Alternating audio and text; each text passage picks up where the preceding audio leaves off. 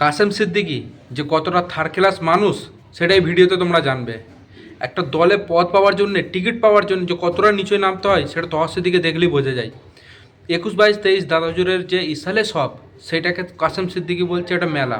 এর আগে ফুরফুরা শরীফ একটা বড় মেলা হয়েছে, অনুষ্ঠান হয়েছে, ইসালে সব হয়েছে, যেখানে পার ডে এর আগে ফুরফুরা শরীফ একটা বড় মেলা হয়েছে, অনুষ্ঠান হয়েছে, ইসালে সব হয়েছে, যেখানে পার ডে শুধুমাত্র জনগণকে খুশি করার জন্যে। এখন সেইটাও স্বীকার করছে 2016 সাল থেকে সে একটা পদ পাওয়ার জন্য আশায় ভুগছিলেন।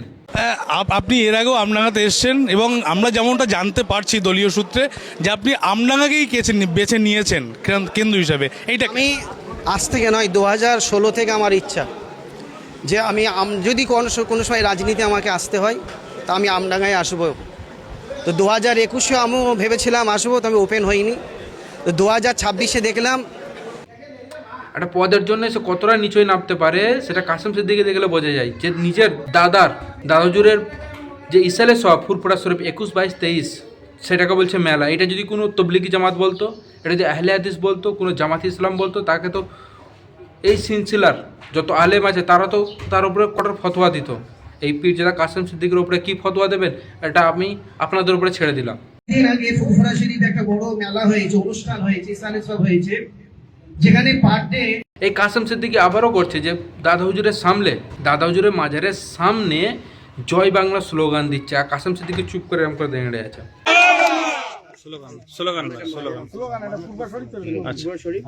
তোমাদের দরবার হতে দেবো না আমি যতদিন বেঁচে আছি।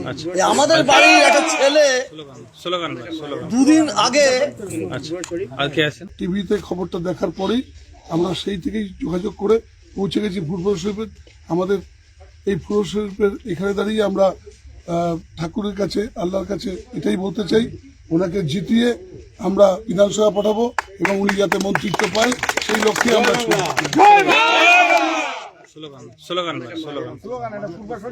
কতটা নির্লজ্জ বেহায়া আপনারা এই ব্যক্তিটাকে দেখলেই বুঝতে পারবেন।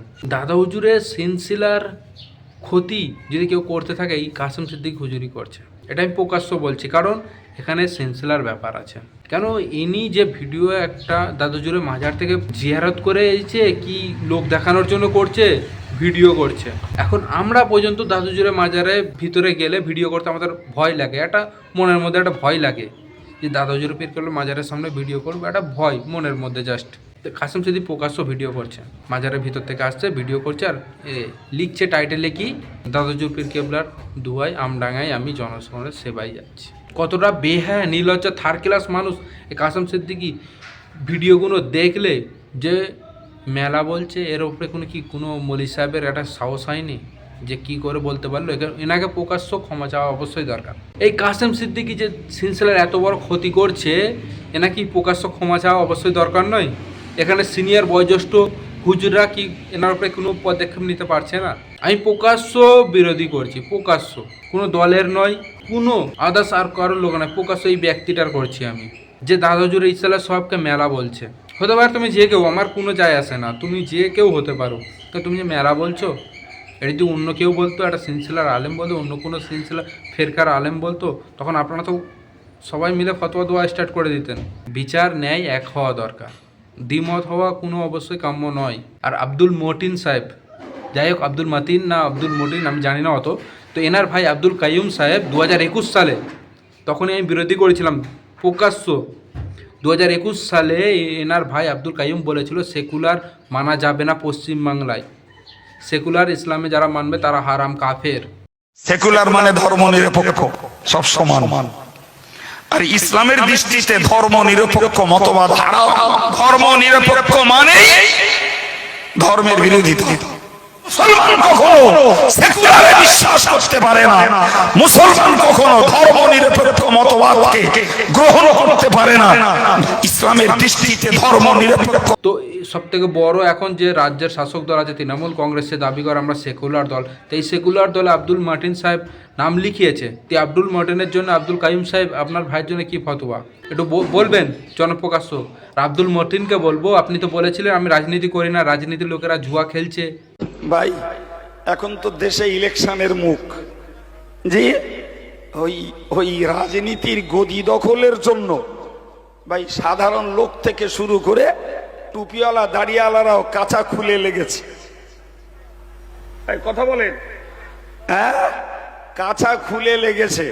তাতে এর বিরুদ্ধে বদনাম, ওর বিরুদ্ধে বদনাম, গালি গালাজ, কুৎসা, মারামারি, লেঙ্গা লেঙ্গি, ঝগড়াঝাটি সব করে বেড়াচ্ছে। কি হবে? গদি পাওয়া যাবে। কথা বলছেন না কেন? গদি পাওয়া যাবে, এই তো। ভাই আপনি বলুন দিন, বর্তমান দেশে গদি পাওয়ার মূল লক্ষ্য কি? সে হুজুর হোক আর খেজুর হোক, রাজনীতির মতন বড় ব্যবসা পৃথিবীতে আর কিছু নেই। ঠিক না ভুল? একবার মেরে কেটে হাতে পায়ে ধরে চুরি চামারি করে ছাপ্পা টাপ্পা মেরে একবার হতে পারলি 7 পুরুষ বসে খাবে। ভারতবর্ষের রাজনীতিতে আজকে 40 বছর জ্ঞানগত জীবনে দেখে আসছি যে এখানকার রাজনীতি এটা মানুষের সেবার জন্য নয়, এটা শান্তির জন্য নয়, এটা সুবিচারের জন্য নয়, এটা টাকার জন্য, গদির জন্য, জাতির কাছে নেতৃত্ব আর মাতব্বরি করার জন্য। চাই সে কোনো হুজুর সাহেব হোক আর সাধারণ জনগণ হোক, গড়পড়তায় এদেশের রাজনীতির নায়কেরা সব সমান। কোথায় গেল আপনার ফতোয়া? আপনি বলেছেন রাজনীতি করা হারাম, এখন আপনার জন্য জায়েজ হয়ে গেছে, ফরজ হয়ে গেছে। আপনি তো ফজাও বলছিলেন। আপনি নিজেকে খুব চালাক মনে করেন। যে গোপাল ভাঁড়ের একটা কার্টুন আছে, ওইতে দেখবেন মন্ত্রী সে নিজেকে অনেক চালাক ভাবে, কিন্তু বারবার সে ঠকে। তাই হচ্ছে আপনার দশা। আব্দুল মতিন সাহেব, আপনাকেও এখনও বুঝে শুনলে সমঝোতা হয়ে কথা বলুন। আপনি যে ফজা বলেছিলেন, রাজনীতি করা হারাম বলেছিলেন, তো এখন যে আপনি রাজনীতি করছেন, আপনার ওপরে ফতোয়া কি আপনি নিজে বলুন।